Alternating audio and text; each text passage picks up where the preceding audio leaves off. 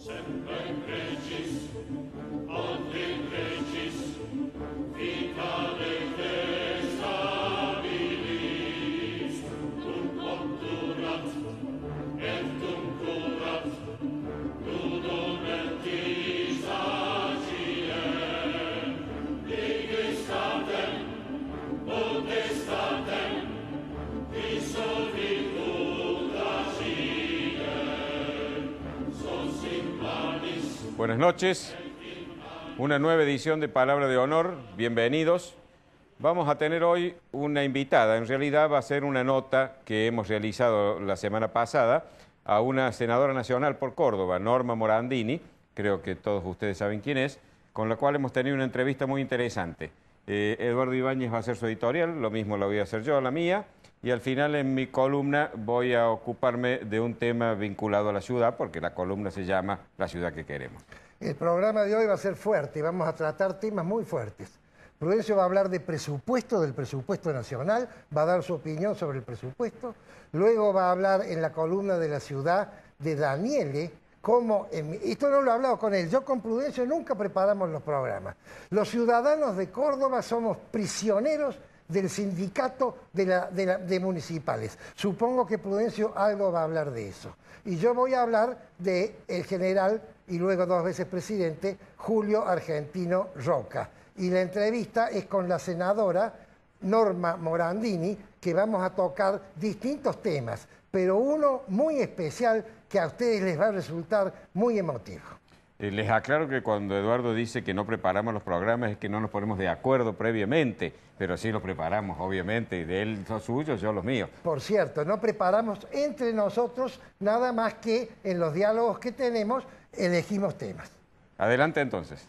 Semper Crescis, od in Crescis, vitale te stabilis, cum obturat, et cum curat, ludum mentis agiem, digestatem, potestatem, dissolvitur agiem, sos in manis, et in manis, rotatur volubilis, status malus, vana salus, semper Como solo. dijo Eduardo, yo me voy a ocupar ahora del presupuesto. Tenemos presupuesto ya en la República Argentina para el año 2015, último año de este largo periodo del kirchnerismo. Pero este presupuesto, como ha ocurrido ya con los anteriores, no es un presupuesto serio.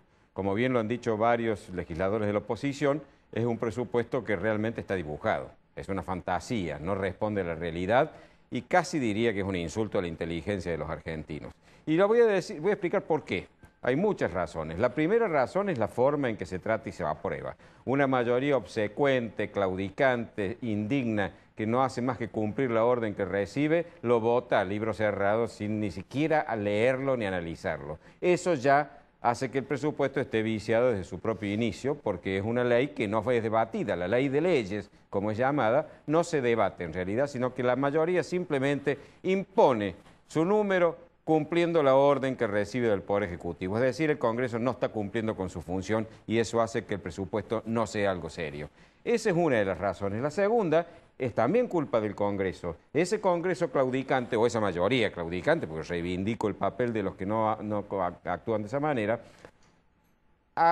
en los últimos presupuestos, en los presupuestos de los últimos 12 años, ha delegado facultades en el Poder Ejecutivo, concretamente en el jefe de gabinete. Delegado facultades de tal magnitud que permite modificar el presupuesto casi totalmente, modifica los montos de las partidas y las asignaciones como se le da la gana al señor Capitanich en este caso. A punto tal que el año pasado, este año, en el 2014, el jefe de gabinete, a través de un decreto de necesidad y urgencia, introdujo un aumento en los gastos de 160.000 millones de pesos. 160.000 millones de pesos dispuestos por la firma, no del presidente, del jefe de gabinete. Esto realmente le quita seriedad. El presupuesto no responde a la realidad. Ahora bien, analicemos su contenido. ¿Por qué digo que también es una farsa el contenido? Cuando se prevé el déficit financiero del presupuesto, se dice que se lo va a reducir de los 125.000 millones de déficit que hubo este año a 50.000 millones, es decir, del 4,02% del Producto Bruto Interno al 1%. Obviamente esto no responde a la realidad. Un país que está en recesión, con una inflación totalmente descontrolada, con desocupación creciente, con empresas que van cerrando, pensar que van a reducir el déficit cuando el Estado sigue gastando más de lo que entra y aumenta incluso ese gasto, como vamos a ver, es imposible pensar que van a bajar al 1% del Producto Bruto Interno el déficit. Es más, los economistas más prudentes y conservadores hablan de que no va a bajar del 5 al 6% del Producto Bruto Interno el déficit financiero. La inflación prevista para todo el año 2015 es del 15,6%. Sí, ya sé, usted se está riendo. Da ganas de reírse si no fuera trágico. El INDEC reconoce que este año es del 21,3%. Y el año que viene, que tiene pronóstico bastante más severo que el que estamos desarrollando en este momento, dicen que va a bajar al 15,6%. Y sabemos que en realidad ya en este año el índice existente, el verdadero, supera el 40%, es decir, un dibujo, un relato que tampoco se ajusta a lo que la realidad nos dice. En el 2014, les recuerdo, previó el presupuesto el 9,9% y hoy reconoce el gobierno que es del 21,3% y en la realidad, repito, es del 40%. El dólar oficial, según el presupuesto de 2015, a fin de ese año va a llegar a 9,45 pesos. Hoy nomás está en 8,40, es decir, va a subir un peso en todo el año 2015. ¿Les parece serio? Bueno, el verdadero dólar, el dólar real, el que existe, está a más de 14 pesos. Y en el 2014 se previó un dólar de 6,33, un dólar oficial. Y hoy está a 8,40, entonces ustedes se podrán dar cuenta de que no es real tampoco esto. Se prevé un crecimiento de la economía del 2,8% del Producto Bruto Interno, 2,8%. Hoy se ha admitido de que el crecimiento en el 2014 es del 0,5%, cuando así había sido previsto en el presupuesto de este año un 6,2%. Como ven, estos números realmente son inventos dibujados por el señor Kicillof y su equipo sin ningún sustento en la realidad. El gasto aumenta, esto es cierto, el 13,2%. Y fíjese que en el área de gastos administrativos, es decir, los gastos del Estado por mantenerse, es del 25,4% y los gastos en servicios sociales suben un 25,3%. Claro, año electoral, hay que gastar más plata para seguir la fiesta de consumo, que cara nos está saliendo, y además repartir plata, pagar publicidad, que pagaremos nosotros, para que el candidato del oficialismo pueda obtener un buen resultado electoral. El déficit de las empresas públicas es del orden de los 57.000 millones de pesos anuales. 57.000 millones de pesos que pagamos los argentinos para mantener empresas públicas que no sirven para nada. Solo Aerolínea Argentina, una empresa ineficiente, a más no poder y centralizada totalmente en Buenos Aires, pierde más de 2 millones de dólares por día. De dólares, señores.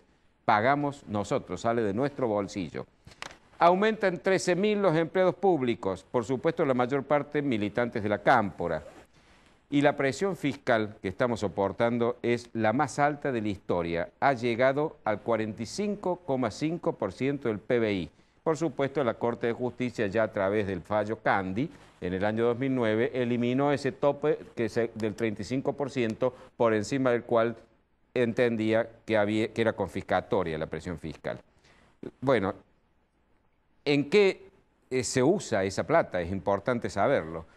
Una sola cosa, una sola partida. Una partida que también maneja la jefatura de gabinete, que es de fútbol para todos y turismo carreteras para todos. Allí se gastan 1.634 millones de pesos, es decir, 4,47 millones de pesos por día. Pero lo más grave es el atropello al federalismo. La nación recauda el 84,4% de toda la renta fiscal del país y nos hablan de que estamos en un país federal. La presidenta de la Nación llega a la desfachatez de decirnos que este presupuesto afianza el federalismo. En 2011, que es la última estadística que hay, según Juan José Yach, el 84,4% de los recursos fiscales lo absorbió la Nación. Y luego lo distribuye caprichosamente, como se le da la gana a la Presidenta, porque ni siquiera está previsto en el presupuesto. Y, por supuesto, premia a los que se someten a su voluntad y castiga a los que no están con ella. Todavía quita de la coparticipación federal el 15% para financiar el ANSES, que es lo que se hizo cuando existía las AFJP, que dejaron de existir ya hace varios años. Nos sigue quitando eso. Y por supuesto, a Córdoba la discrimina de forma brutal. Para Córdoba no hay obras, las deudas que la Nación tiene no las paga, las deudas que Córdoba tiene con la Nación no las financia, a pesar de que a todas las demás provincias que tienen deudas con la Nación las ha financiado.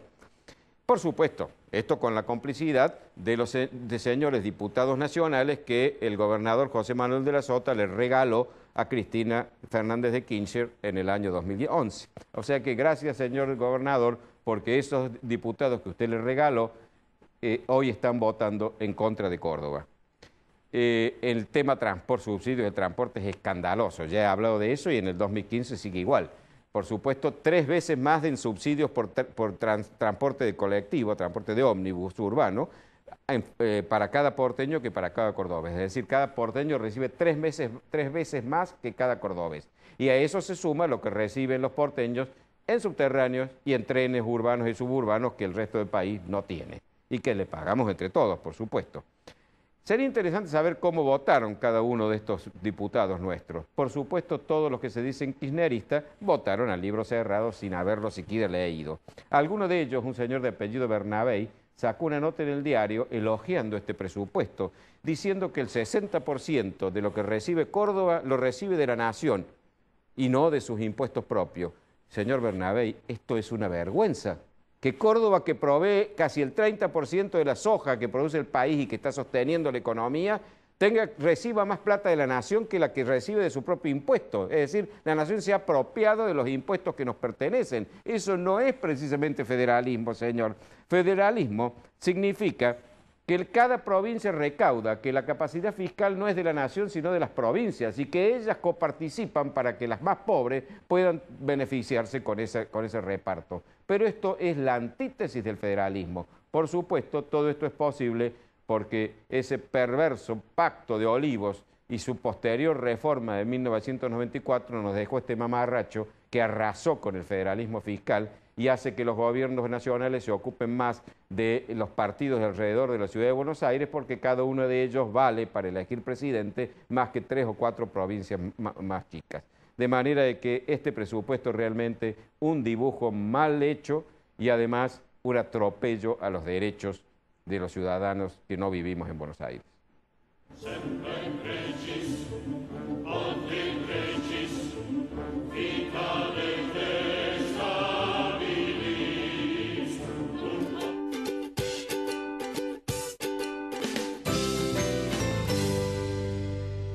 Moretti Allende, Ibáñez Padilla, Administración de Propiedades y Consorcios. Claridad y confiabilidad. Moretti Allende, Ibáñez Padilla. Centro Tomografía Computada Córdoba Sociedad Anónima. Instituto Ulton, líder en diagnóstico por imágenes. Primer instituto de cirugía ambulatoria mínimamente invasiva del interior del país. Avenida Vélez Arfiel 562, Córdoba, Argentina. Teléfono 0351 426 7700. Ahora comprar tu auto es una experiencia única. Llegó AutoCity, un nuevo espacio con 0 kilómetros, usados, pista de prueba y área de servicios. AutoCity, los autos evolucionan. El lugar donde encontrarlos también.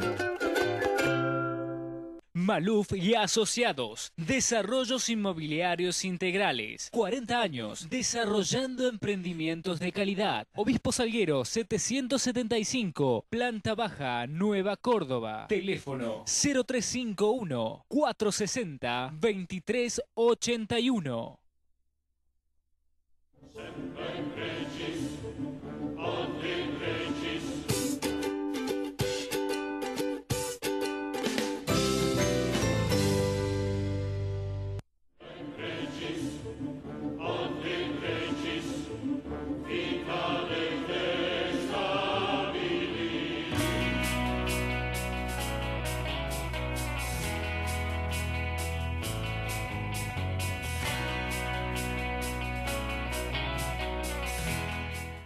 Nos visita hoy Norma Morandini, senadora nacional que representa a Córdoba en la Cámara Alta y que hoy ha tenido la deferencia de venir a nuestro programa. Bienvenida, Norma. Muchísimas gracias. Buenas tardes. ¿Cómo están? Norma, cuénteme, ¿qué clima se está viviendo en el Congreso de la Nación, habida cuenta de que se viven circunstancias excepcionales? Por ejemplo, la Cámara que usted integra, presidida por un hombre que está procesado por varios y graves delitos y que probablemente lo sienten en el banquillo de los acusados pronto, con una mayoría que impone su número para votar en forma absolutamente irregular, leyes sin haberlas leído, a libro cerrado. Cuéntenos, ¿qué se siente cuando se vive? Mire, yo me estoy convirtiendo, me lo digo a mí misma todo el tiempo, que me estoy convirtiendo casi en la muestra de lo que he criticado siempre, o por lo menos lo que me he cuidado siempre. Yo he evitado siempre personalizar, tratar de establecer puentes, de que podamos debatir ideas, nunca descalificaciones personales. Creo ser una persona serena, la gente aprecia que yo pueda decir lo que pienso de manera serena, y sin embargo yo me doy cuenta que estoy perdiendo la serenidad, porque estoy violentada. A tal punto estoy violentada que, es decir, ya no sabemos cómo decirle a Vudú que ese no es un tribunal penal. Nosotros no lo estamos juzgando penalmente. Ese es un cuerpo político que valora la idoneidad de las personas, ya sea para ser juez, para ser embajadores, para dar acuerdos a los militares. ¿Cuánto más tenemos que valorar la idoneidad de aquel que preside el cuerpo siendo parte del Poder Ejecutivo? Entonces, lo mínimo que este hombre tiene que hacer por decoro, por respeto a sí mismo, si no lo quiere hacer al cuerpo, entonces es un factor de bastante violencia, lo pongo en esos términos, porque ha creado un clima se siente, hay un clima, es decir, de no poder dialogar entre nosotros, y se va cada vez más instituyendo como discurso la idea de nos votaron, podemos hacer lo que queremos. La oposición pone palos en la rueda, cuando yo siempre digo más o menos las mismas cosas. Un parlamento de un solo color político es antidemocrático por definición. Ahí somos todos iguales. El mismo derecho que tiene el jefe de la bancada oficialista o cualquier integrante del poder oficialista, que es una mayoría circunstancial, es el mismo derecho que tenemos los que representamos también soberanamente a aquellos que nos han dado su confianza para representarlos. De modo que, es decir, después se cometen todo el tiempo. Yo presido una comisión de población y desarrollo, nunca dan quórum, hacen pequeñas, grandes trampas, como es que los giros que tienen que venir a mi comisión, porque es la que trata de tercera edad, que trata de discapacitados, que trata de pueblos originarios, van a otras comisiones presididas por el oficialismo. Entonces tengo que pensar que eso va a dormir el sueño de los justos, ¿no? De modo que estamos viviendo lo mismo que está viviendo la sociedad, en el sentido de la desconfianza, del enojo, del no poder dialogar con el otro, ¿no? Senadora Morandini, voy a empezar por el principio. Usted representa a la provincia de Córdoba, usted representa al Frente Cívico de Juez, usted representa al Partido Socialista de Wiener, o usted representa al que lo puso en la lista para que pudiera ser candidata a senadora. No, yo ya he dado, para no dejarlo el personal al final, es decir, yo represento a Córdoba. Con esto de que siempre confundimos gobierno con Estado, esta es la primera vez que Córdoba no tiene senadores que pertenecen al mismo signo político del gobierno. Pero uno representa a la provincia como Estado, no al gobierno de esa provincia. Yo he dado pruebas, he entrado en el frente electoral, primero con el Frente Cívico como independiente. Inmediatamente a la segunda votación formé un bloque unipersonal que se llamó Memoria y Democracia, y he mantenido mi independencia, he dado pruebas de mi independencia. Yo creo que en un momento, cuando los partidos están en una crisis como la que están, yo soy hija política del 2001, decidí mi vocación pública que he tenido siempre de periodista, aceptar participar en política. Pero la idea de que uno tiene dueños, yo no creo en eso, creo en la libertad. Yo se lo digo francamente, el juez jamás me ha dicho, y él dice, yo no le diría, jamás le podría decir a Norma lo que tiene que hacer, porque por supuesto yo no lo aceptaría.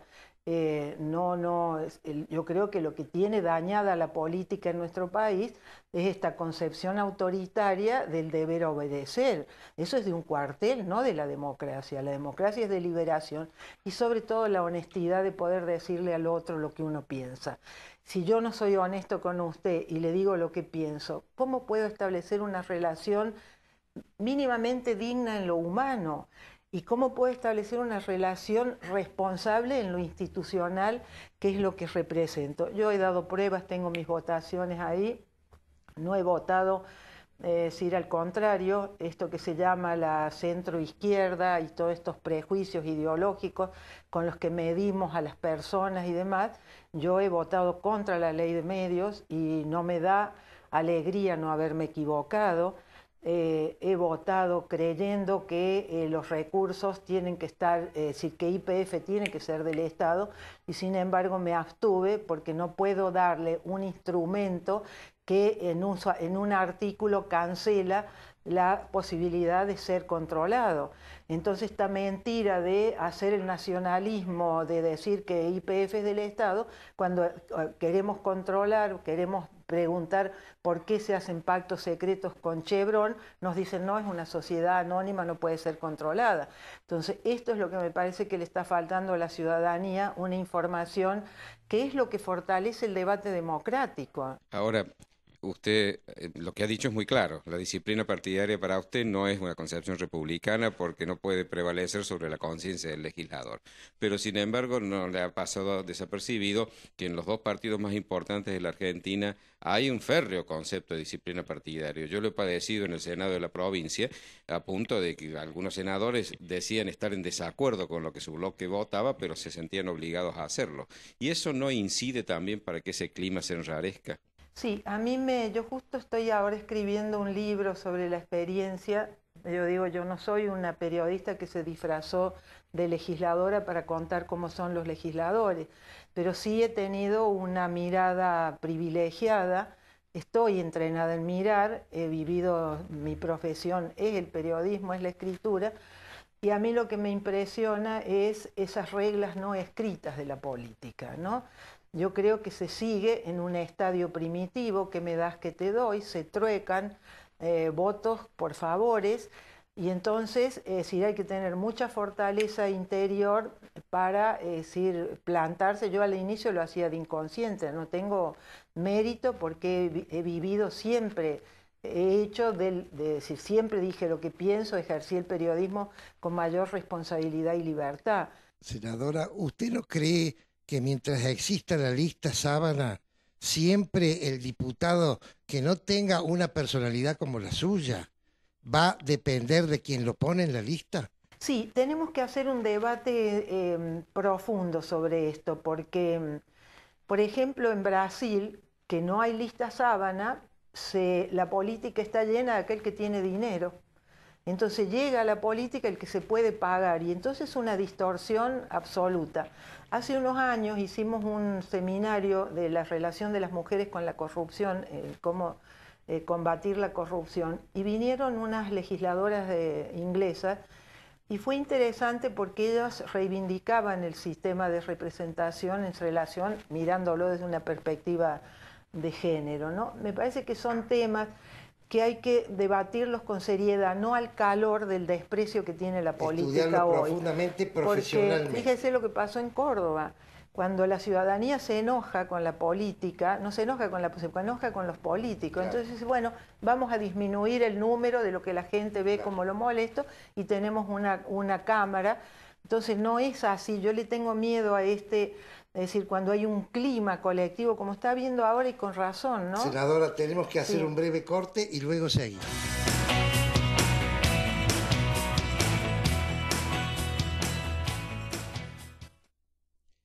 Claro, la pregunta que uno se formula cuando ve esas conductas es que si alguien vota en contra de su opinión e incluso en contra de lo que le dicta su conciencia, no está representando a los que lo votaron, no está representando al pueblo, sino que está representando un grupo que puede ser muy valioso, pero es un grupo pequeño.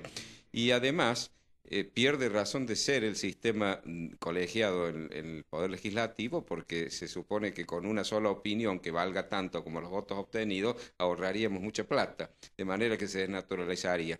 Pero me gustaría preguntarle sobre un proyecto de ley que usted ha presentado, creo que hace poco, Norma.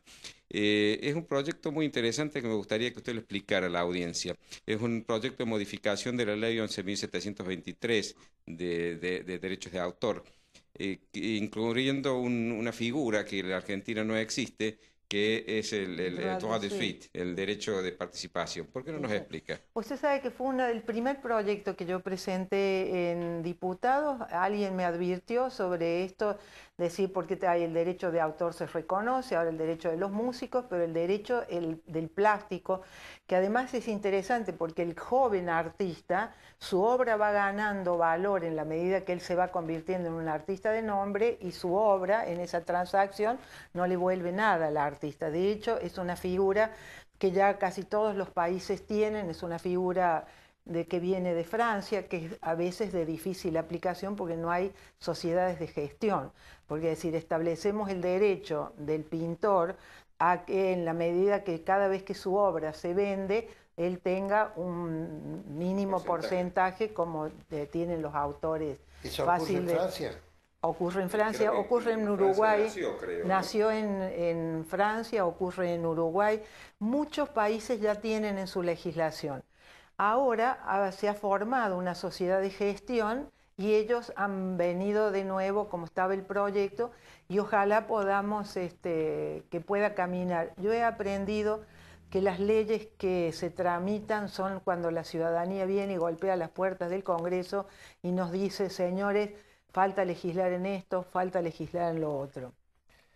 Senadora, le voy a hacer una pregunta difícil, o una respuesta difícil me va a tener que dar, porque es un poco personal. Usted ha sido afectada por el tema de la represión familiarmente. Entonces, como senadora de la Nación, pero que ha sentido en carne propia este problema, ¿usted considera o no considera que la justicia ha mirado para un solo lado y el tema de los militares que no tienen juicio hace 5 años debería ser tratado y debería agilizarse? Si la justicia tiene que ser igual para todos, de esto hablamos. Usted dice bien, lo más íntimo es el dolor. Yo tengo 2 hermanos desaparecidos, Néstor y Cristina, mire usted la coincidencia, una madre de pañuelo blanco que nunca vamos a terminar de reconocer lo que significó cuando aquellas mujeres no le preguntaban a una a la otra, sos radical, sos peronista, sos socialista, salieron a la calle, increparon al poder cuando todos tenían miedo y abrieron espacios de justicia y de verdad primero y de justicia después. De modo que yo he llegado a la política porque vivo como un sacrificio generacional, lo voy a decir en una palabra fuerte. Yo creo que todos los que murieron, digo todos, no hago consideraciones de ningún tipo, todos los que murieron, yo creo que se han inmolado en nuestro país para que aprendamos el valor de la democracia. Nuestro país tiene una tradición autoritaria, tiene partidos que no creen en la democracia. Yo, que siempre creí que era una persona de izquierda, tengo que reconocer que la izquierda, hay que tener una izquierda democrática. Yo soy una persona democrática, he abrazado los derechos humanos porque hay en la idea filosófica que sustenta los derechos humanos, es que solo se tienen derechos por la condición de persona. De modo que, es decir, me comienzan a llegar muchas denuncias, con mucho dolor yo las recibo, porque viene gente joven que me dice, mi padre es militar, está preso, no lo están juzgando, yo viajo a San Juan con mi hijita de 4 años, yo no juzgo lo que hicieron, pido justicia para mi padre. Bueno. Y yo siempre pienso digo, esta niña que va con esta joven que va con su hija de 4 años, cuando esa niña tenga 4 años, de acá a 10, 15, 20 años, va a tener ese recuerdo. Entonces estamos siendo muy irresponsables en no construir paz. Es decir, nos enseñaron los alemanes después del nazismo, que dieron al mundo la más bella utopía, que es la Declaración Universal de los Derechos del Hombre. Todos los países que han salido de situaciones totalitarias han construido paz. ¿Por qué cuando usted le pregunta a la gente, un líder que todo el mundo se conmueve y lo tiene, es Mandela, el hombre que fue capaz de decir, construir desde el amor, desde la paz, de no encadenarse en esta cultura de guerra y de confrontación? Por eso vivo con mucha preocupación el que se les esté dando a los jóvenes, no instándolos a que se preparen para el país. La forma que un joven se prepara para el país es estudiando, es trabajando, es siendo mejores, honrar la libertad que tienen las generaciones actuales. Ni usted, ni yo hemos tenido en nuestras vidas personales tiempos vividos en libertad. Siempre hemos tenido algún autoritarismo en el medio. Yo entré con militares a la universidad y salí también con situaciones de autoritarismo y persecución. Entonces los jóvenes tienen que entender que son la primera generación en muchísimos años educadas y nacidas en libertad. Tienen que honrar la libertad, no defender a una persona. Por más que uno quiera un gobierno, no se defienden personas, se defienden ideas. Yo creo en la libertad, soy una persona que tiene una profunda vocación de libertad. Entonces, como la tengo para mí, yo, no se me ocurriría imponerle a nadie lo que pienso. La frase con que comienza este programa precisamente alude a eso, y es una frase de Orson Welles que dice: la libertad es el derecho de decir a los demás lo que no quieren oír, porque si solo vamos a permitir que digan lo que queremos oír, ¿qué clase de libertad es esa, no? Y ahora, aprender a respetar también, es todo un ejercicio. Yo he aprendido en el Congreso a que no es solo decir, este hombre cree en esto. Yo por eso, yo creo en la honestidad personal. Sí creo, después, que cada uno piense como quiera, siempre y cuando sea honesto con esas ideas, ¿no? Esto que acaba de decir usted, que los argentinos parece que nos cuesta entender y sacar una enseñanza de las tragedias que hemos vivido, ¿no le parece que se da también en otros órdenes? Por ejemplo, no hemos aprendido después de experiencias muy duras que los hegemonismos personalistas son malos, que no son compatibles con el sistema republicano. Otros países al lado nuestro lo han aprendido, los uruguayos, los chilenos, los brasileros, los colombianos, los peruanos. ¿Qué pasa con los argentinos que no sacamos enseñanza de nuestras experiencias malas? Tiene que contestar en un minuto. Yo he pensado mucho en esto, he escrito mucho sobre esto. Creo que nosotros utilizamos toda la energía del inicio de la democracia para condenar el pasado. Fuimos más lejos que nadie, pero no construimos cultura democrática. El resto de los países no fueron tan lejos en la condena, han hecho verdad, comienzan recién ahora en Brasil a tener la Comisión de la Verdad, en Chile hicieron verdad pero no justicia, Uruguay les visitó el olvido, decidió que no se iba a revisar el pasado.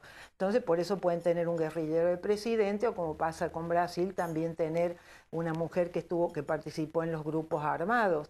De modo que me parece que la gran carencia nuestra es no haber construido una cultura democrática. Creíamos que ser democrático era no tener un general en la presidencia, o creemos que, como pasa hoy, hay una parte de esta sociedad que cree que ser democrático es votar cada 4 años, ignorando el corazón de nuestra Constitución, que es un corazón de derechos humanos. Muchas gracias, Norma, se nos acabó el tiempo. Me ha emocionado la respuesta que dio a mi pregunta difícil.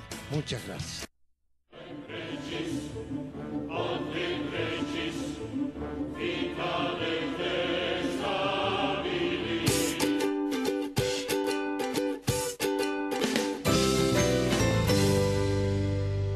Morecia Allende, Ibáñez Padilla, Administración de Propiedades y Consorcios, Claridad y Confiabilidad. Morecia Allende, Ibáñez Padilla.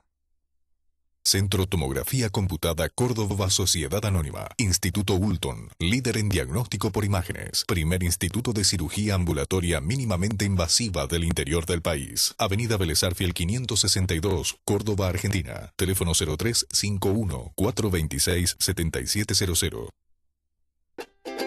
Ahora comprar tu auto es una experiencia única. Llegó AutoCity, un nuevo espacio con 0 kilómetros, usados, pista de prueba y área de servicios. AutoCity, los autos evolucionan. El lugar donde encontrarlos también. Maluf y Asociados, desarrollos inmobiliarios integrales, 40 años, desarrollando emprendimientos de calidad. Obispo Salguero 775, planta baja, Nueva Córdoba. Teléfono 0351 460 2381.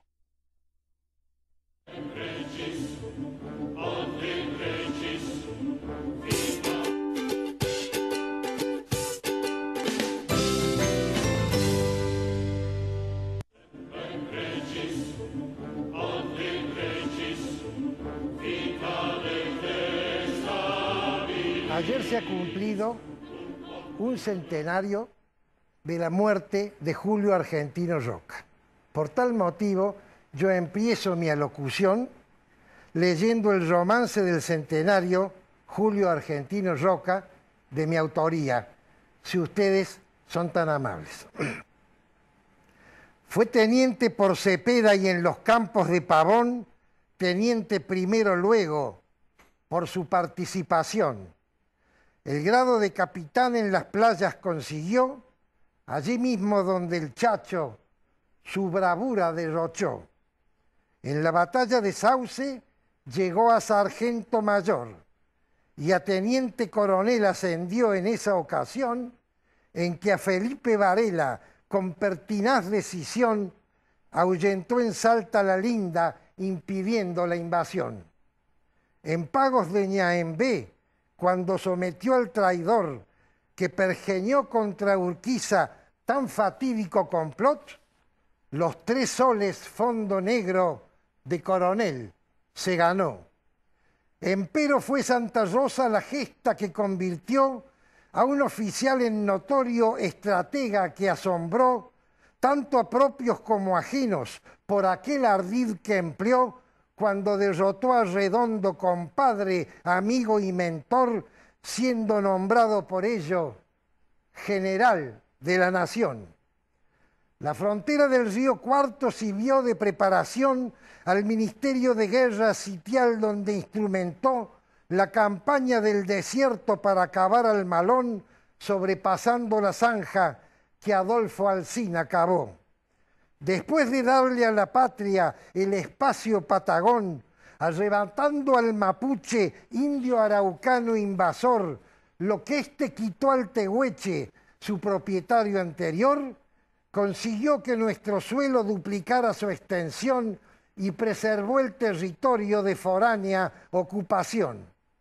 Ya convertido en político con aval del interior, en meteórica carrera adquirió banda y bastón de mandatario, por tanto que en los comicios triunfó. Don Julio Argentino Roca, presidente, prometió desarrollo sostenido con paz y administración, y al terminar el mandato en su discurso explicó que jamás usar la fuerza militar necesitó. Él, que todos los ascensos de su carrera logró en el campo de batalla como presidente, no requirió fusil ni lanza el tiempo que presidió, puesto que fue un estadista que Argentina convirtió en un país de progreso, esperanza y esplendor. Mas por si eso fuera poco, años después ocurrió que en perfecto cumplimiento de nuestra Constitución, habiendo ya transcurrido mandatos alternos 2, la segunda presidencia ante el Congreso juró. Muchas gracias. ¿Qué es lo que se le critica a Julio Argentino Roca? Que lo han sacado de los billetes nacionales, que lo han sacado de los nombres de las calles y que lo quieren sacar de las estatuas. Se le critican básicamente 3 cosas. La primera de ellas es que le robó la tierra a los aborígenes que estaban antes, a los aborígenes que eran los dueños de la tierra. Yo quiero decirles, ya lo explicó Prudencio en forma muy detallada, yo quiero repetirles que los mapuches, que eran los aborígenes con quien luchó Rosas, son los araucanos chilenos que cruzaron la frontera seducidos por Rosas.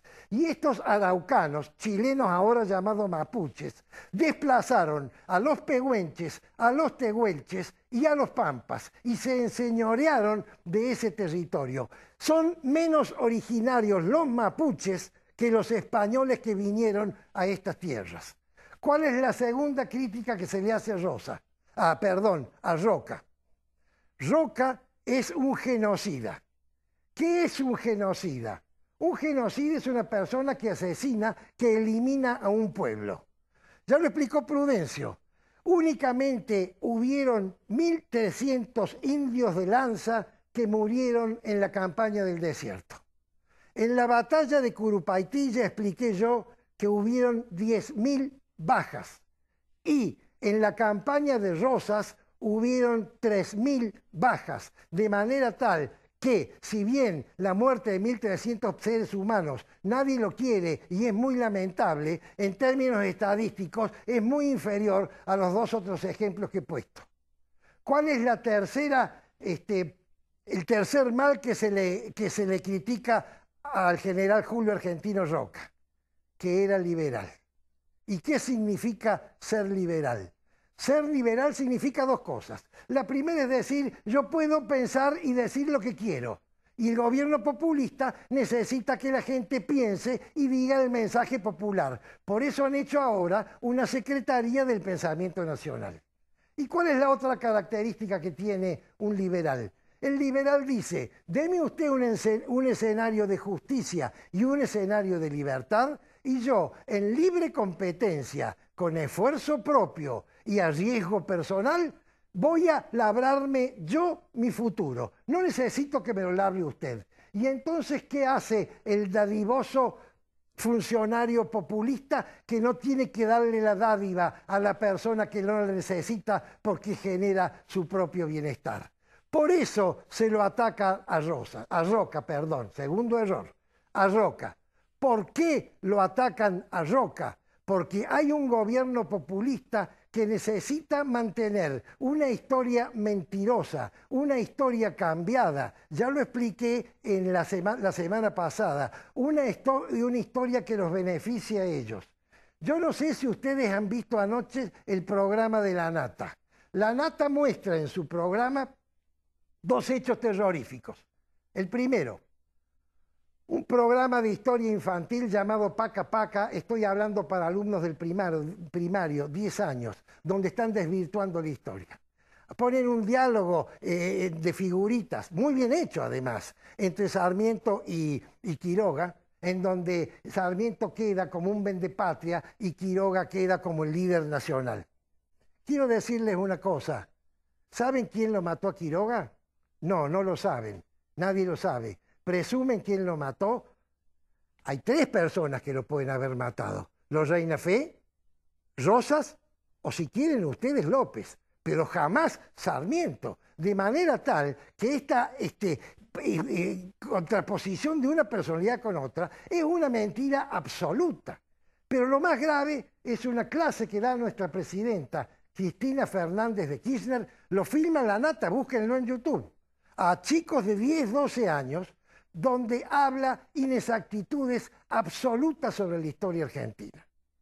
¿Qué es lo que le dio Roca al país? Vayamos, quiero terminar con la parte buena en los 2 minutos que me quedan. Roca le dio al país, agarren un mapa de la República Argentina, busquen el río Colorado que está en la mitad del país, todo lo que está abajo se llama Patagonia, la mitad del territorio argentino se lo dio Roca a la República Argentina. Es el único caso en el mundo que es denostada y tratado casi como delincuente una persona que le ha entregado a su patria y a sus conciudadanos la mitad del territorio que poseemos. ¿Qué otra cosa ha dado Roca? Roca dio el desarrollo sostenido, basado por supuesto en la ley la ley que consiguió Urquiza, la organización que consiguió de mala manera, pero la consiguió Mitre, la educación que trajo Sarmiento y la población nueva que sedujo Avellaneda. Él pone el desarrollo sostenido. ¿Saben cuál es la diferencia entre riqueza y desarrollo? Y con esto termino. La riqueza es un concepto exógeno, viene de afuera o viene de antes. Riqueza es la acumulación de bienes valiosos. Yo las acumulé antes, yo me las dieron, pero ya las tengo.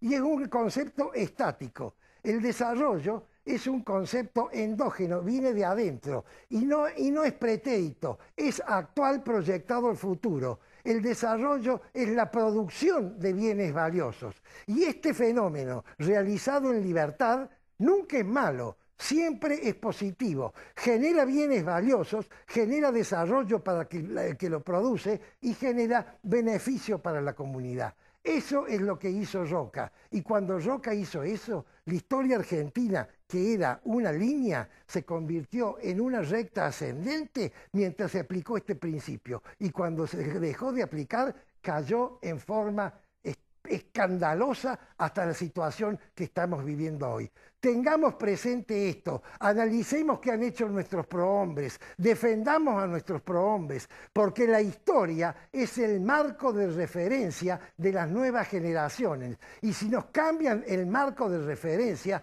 no tenemos dónde sustentarnos para preservar y fortalecer nuestros principios. Es palabra de honor.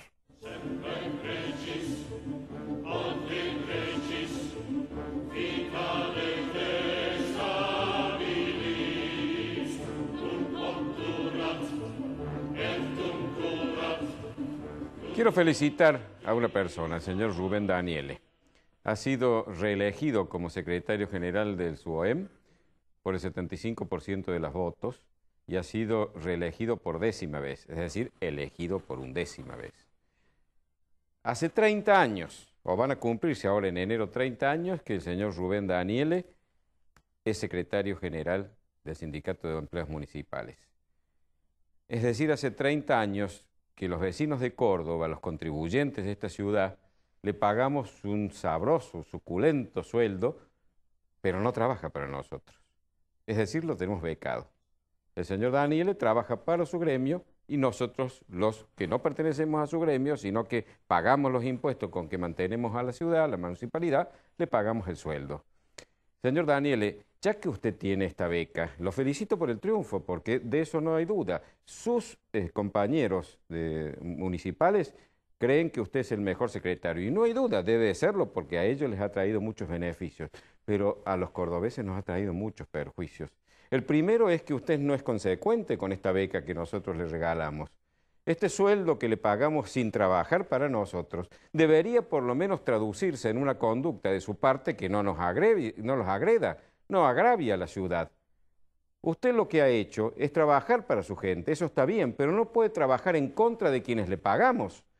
Usted en el fondo es un empleado nuestro, aunque no trabaje para nosotros, porque recibe un sueldo de nosotros. Y señor Daniele, usted a lo largo de estas últimas 4 gestiones municipales ha utilizado la extorsión, ha utilizado una serie de instrumentos para hacer que esos 4 intendentes en definitiva terminaran rindiéndose a sus pies, convirtiéndolo prácticamente, como dice una nota de La Voz del Interior, en el rey del Palacio 6 de Julio, sin cuya aprobación nada puede ser hecho. El hombre que tiene capacidad de veto y en el fondo más poder que el intendente municipal. Ahora, esto no ha hecho de su parte que usted tenga conductas que sean consecuentes con lo que recibe de nosotros. Señor director, hágame el favor de mostrar las fotos de la campaña que ha hecho el señor Daniele, en donde usted va a ver que ni siquiera respeta a la ciudad colgando carteles en la municipalidad como si fuera realmente su casa. El Palacio 6 de Julio, usted, señor Daniele, considera que es suyo y puede disponer de él como le da la gana, y no es así.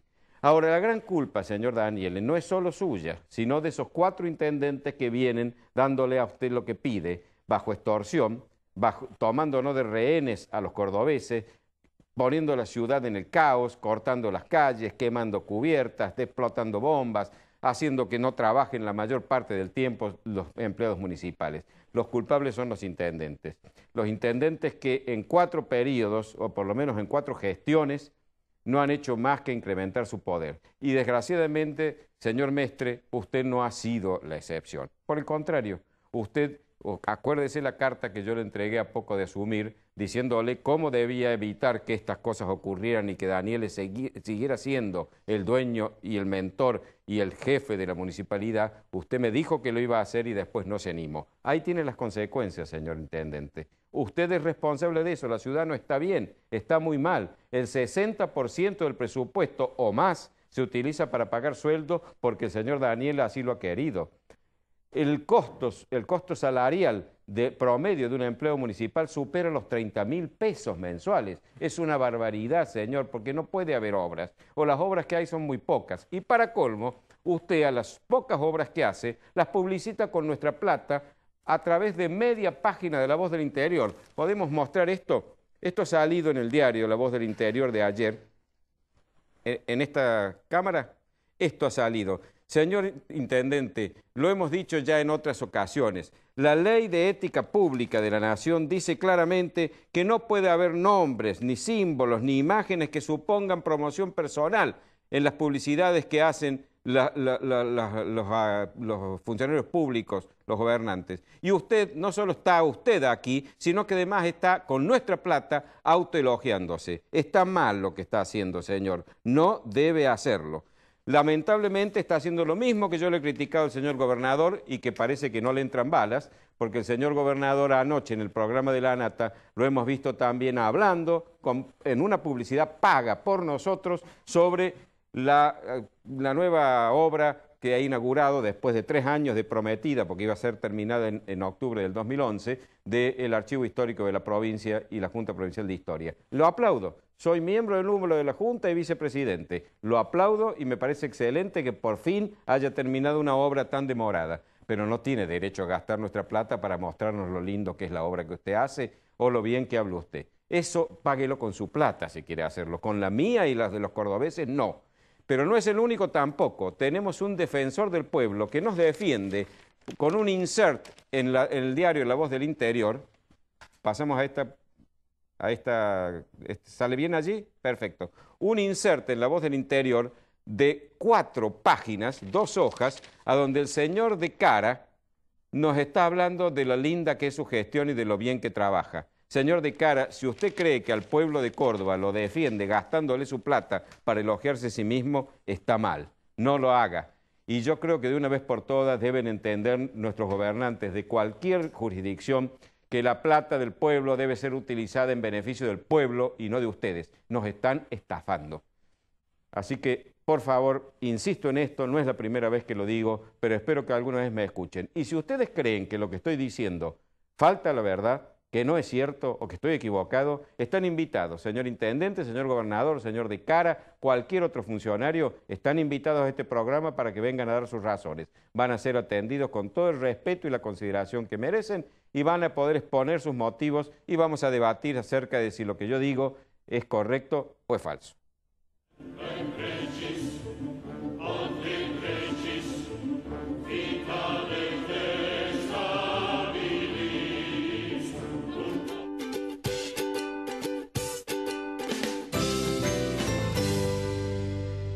Morecia Allende, Ibáñez Padilla, Administración de Propiedades y Consorcios. Claridad y confiabilidad. Morecia Allende, Ibáñez Padilla. Centro Tomografía Computada Córdoba Sociedad Anónima. Instituto Ulton, líder en diagnóstico por imágenes. Primer instituto de cirugía ambulatoria mínimamente invasiva del interior del país. Avenida Vélez Arfiel 562, Córdoba, Argentina. Teléfono 0351 426 7700. Ahora comprar tu auto es una experiencia única. Llegó AutoCity, un nuevo espacio con 0 kilómetros, usados, pista de prueba y área de servicios. AutoCity, los autos evolucionan. El lugar donde encontrarlos también. Maluf y Asociados. Desarrollos inmobiliarios integrales. 40 años desarrollando emprendimientos de calidad. Obispo Salguero 775, planta baja, Nueva Córdoba. Teléfono 0351 460 2381.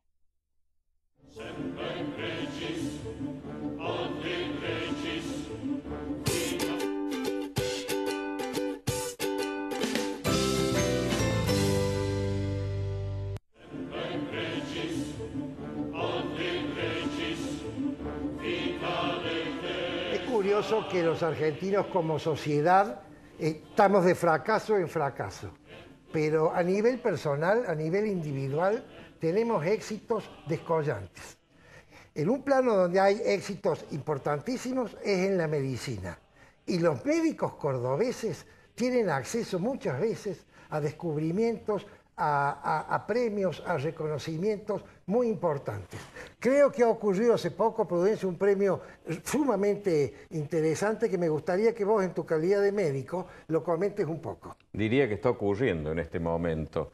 Ustedes han visto que uno de nuestros publicistas, es decir, nuestros auspiciantes, es el Instituto Ulton, el Centro de Tomografía y Computado. Pues el director del instituto, el doctor Carlos Ulton, además amigo personal, ha sido galardonado con un premio realmente muy importante. Ha sido nombrado miembro honorario de la Sociedad Francesa de Radiología, una distinción de carácter internacional que solo se otorga a los médicos realmente radiólogos que se han destacado en forma importante. En este momento está en París, en estos días ha estado recibiendo ese premio. Creo que son 4 en todo el mundo, fuera de Francia, que reciben este premio, y queremos nosotros sumarnos también a la celebración y mandarle un caluroso abrazo y felicitaciones por un galardón tan justo y tan bien obtenido. Así es. Y para cerrar el programa, una pregunta como médico. ¿Por qué un médico como vos se pone a hablar de los temas del sindicato de Córdoba y a tomar partido sobre lo que ocurre en el sindicato de la Municipalidad de la Ciudad de Córdoba? Porque además de médico soy un metido en todo, me encanta meterme en cosas que no corresponden. Y quizás también seas un ciudadano. Claro, eso sí, la verdad es esa, fuera de bromas, allá de las bromas, en definitiva, el ciudadano, no importa qué actividad tenga, no importa quién es, cuánta plata tenga, ni qué nivel ocupe en la sociedad, tiene todo el derecho y debe reclamarle a sus gobernantes que actúen con la mesura, con la honradez y con la austeridad que el sistema republicano exige. Y si no lo hacemos, no nos quejemos, porque la opinión pública es la que en definitiva gobierna la República. Muchas gracias por vuestra atención. Nos veremos, si Dios quiere, el próximo lunes con el siguiente programa de Palabra de Honor.